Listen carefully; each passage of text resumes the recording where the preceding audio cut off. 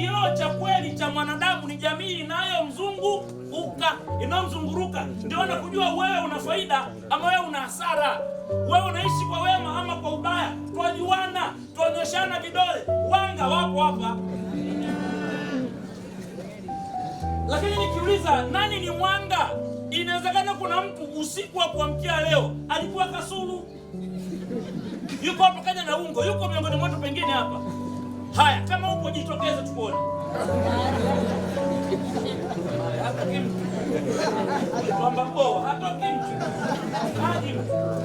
Kwa tunafahamiana, tabia zako, matendo yako, wanaokuzunguruka wanayafahamu. Wewe huambiliki, mkali, mbabe, mwanga, chapombe, mdomvi. Watu wanakujua, watu wanakufahamu, na kilivyo kitu kibaya sana. Kama kuna yule mtu akaimba sifa za kijinga. Tunajazana sifa tunapokufa. Marehemu alikuwa mtu mwema sana, mpenda watu, mpenda endeleo, pengo make tutalikumbuka.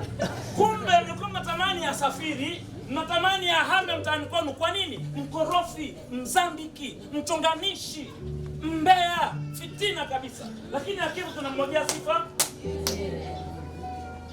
Baba Askofu Jackson anasema ishi ukijitengenezea risala yako, ukijitengenezea wasifu wako wa ukweli. Akasema usisumbue watu wajaze maneno.